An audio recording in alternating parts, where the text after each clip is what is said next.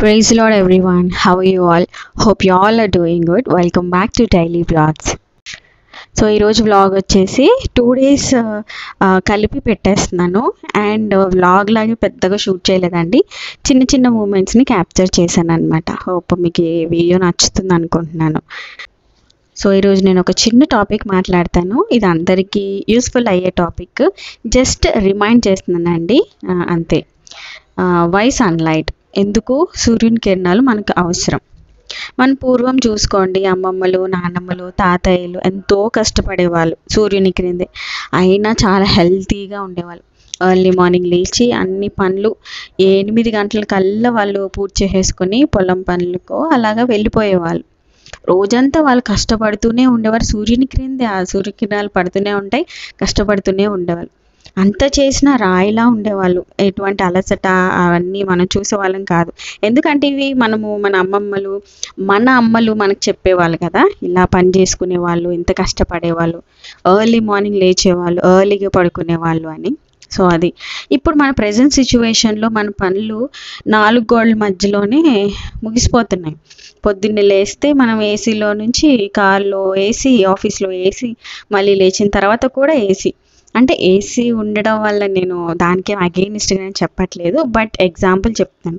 Comfort జోన్లో ఉండిపోయి మనం బ్రతికేస్తున్నాం కదా, మళ్ళీ ఏమైనా హెల్త్ ఇష్యూస్ వస్తే మళ్ళీ మెడిసిన్స్ అని, ట్యాబ్లెట్స్ ఇవన్నీ మనం తీసుకుంటూ ఉంటాము.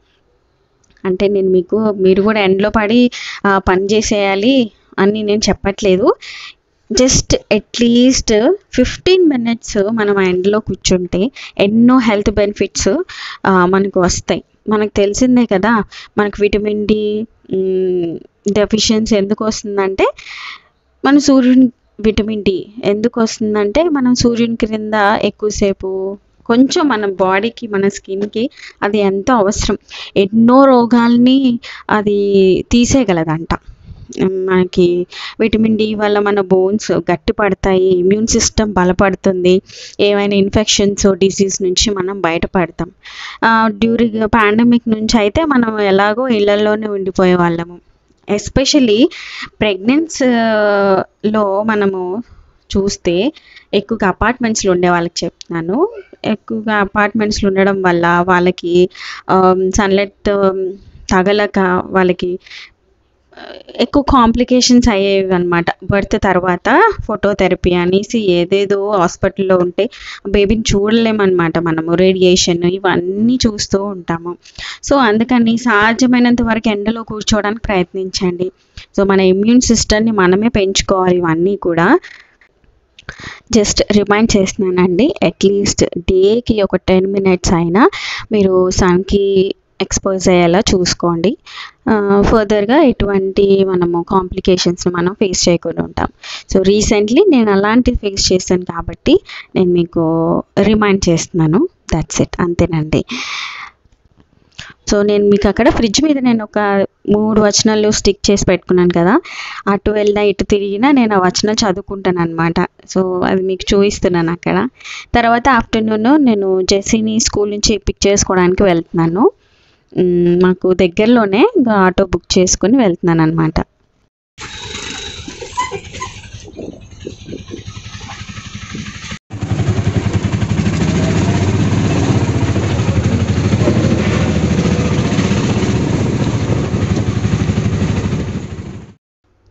అండ్ ఇప్పుడు మనకి అమెజాన్లో, ఫ్లిప్కార్ట్లో మనకి సేల్ నడుస్తుంది కదా. సో అంటే మనం చూసి కొనుక్కోవాలి. అందులో కూడా మనం కార్ట్లో వేసిన తర్వాత కూడా ఏవో ఒక ప్రైస్ వేరియేషన్ మనం చూస్తాము.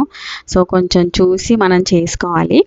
సో ఇలాగ ఫ్లిప్కార్ట్లోనే మా హస్బెండ్ ఆర్డర్ పెట్టారనమాట. నాకు తెలీదు హ్యాండ్ బ్యాగ్ పెట్టారని, ఐ డోంట్ నో. రాగానే నాకే సర్ప్రైజింగ్గా అనిపించింది, బాగా అనిపించింది. బ్యాగ్ మాత్రం చాలా బాగుంది. సో ఇంకా పిల్లలు ఇద్దరు పక్కన పెట్టుకొని ఓపెన్ చేస్తున్నాను అనమాట.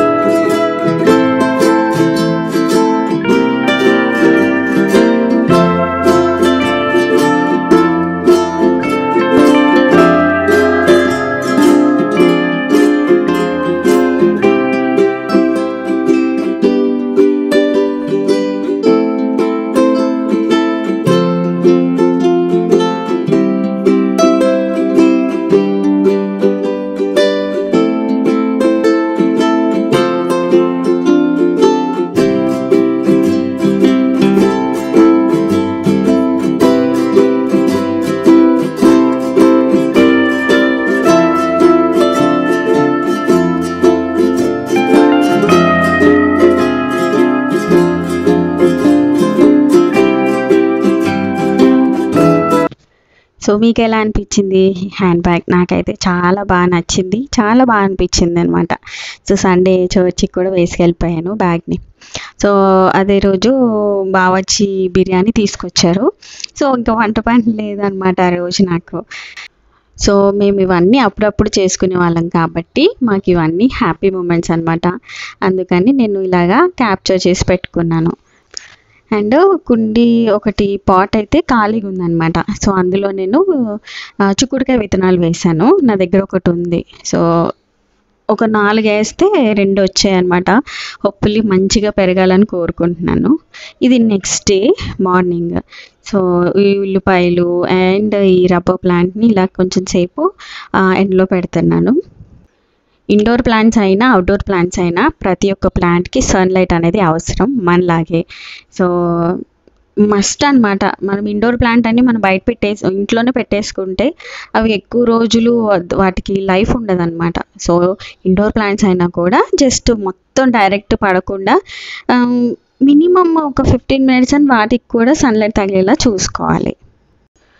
సో ఇక్కడ జెస్సీకి ఎగ్జామ్స్ అనమాట. సో చదివిస్తున్నాను. సో ఈ రోజుతో దానికి ఎగ్జామ్స్ అయిపోయినాయి. ఇంకా హాలిడేస్ అయితే ఇచ్చేశారు. దసరా హాలిడేస్ అందరికీ ఇంకా పిల్లలందరూ ఎంత హ్యాపీగా ఉంటారో. హాలిడేస్ అనగానే నాకే ఫస్ట్ చాలా హ్యాపీగా అనిపించింది.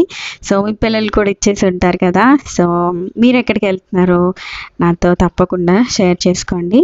అండ్ ఎలా యూటిలైజ్ చేసుకుంటున్నారు మీ హాలిడేస్ని కూడా తప్పకుండా నాతో షేర్ చేసుకోండి. బట్ నేనైతే క్వైట్ బిజీ ఉంటానండి. మేబీ నేను ఎక్కువ వీడియోస్ పెట్టకపోవచ్చు, ఎందుకంటే రిలేటివ్స్ వస్తున్నారు ఇంటికి. సో కొంచెం టైం అనేది తీసుకుంటాను కదా, అందుకని మేబీ వీడియోస్ అయితే పెట్టలేకపోవచ్చు నేను.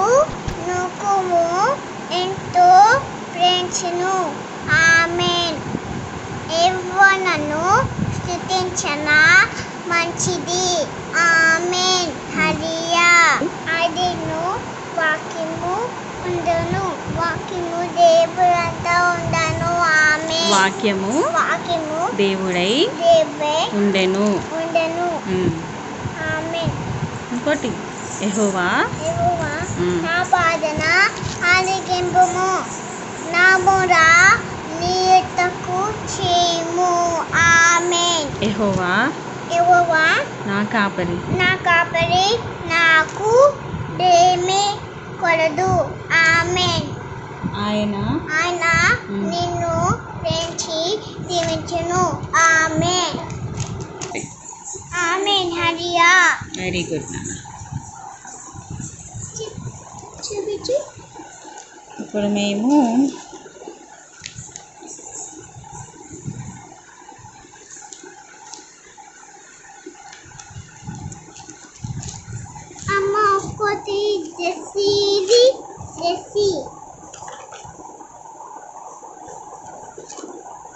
జెస్సీ చూపిస్తావా? చూపిస్తాను. ఇప్పుడు 10వ అధ్యాయంలో తీయద్దు నాన్న. సో ఇదండి వాళ్ళ వీడియో. హోప్ మీ అందరికీ వీడియో నచ్చింది అనుకుంటున్నాను. See you all in next video. Bye bye. Praise god. Amen.